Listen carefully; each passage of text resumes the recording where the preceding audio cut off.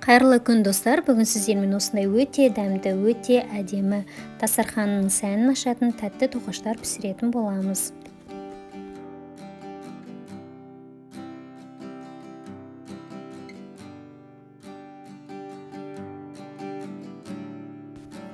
Ол үшін бізге керегі 200 мл жылы су керек болады.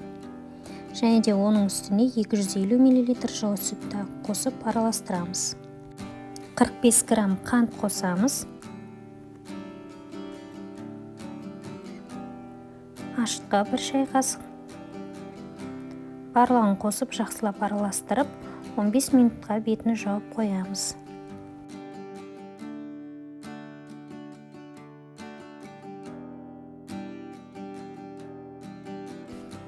Мінекей 15 минут өтті, қоспамыз көтерілді осылай.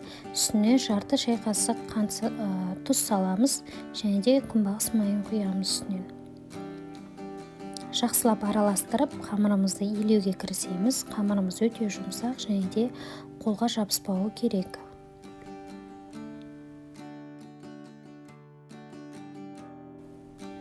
Мінекей қамырымызды біріктіріп, жақсылап илеп алдық. Енді бұны 1,5-2 сағатқа жылы жерге ашытамыз.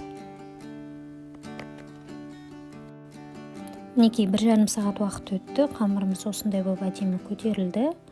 Қамырымызды құрғақ ұн сеуіп, қолымызға жабыстырмай әдемілеп бір басып аламыз.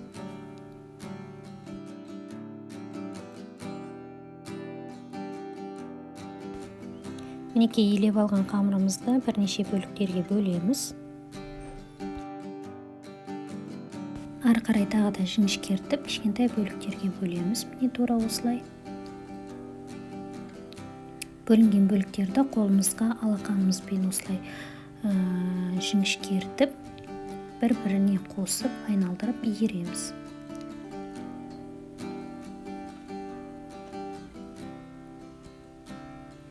Мінекей екеуінің басын осылай біріктіріп, тоқашымыздың формасы шықты. Енді үстіне жұмыртқаның сарысын жағамыз.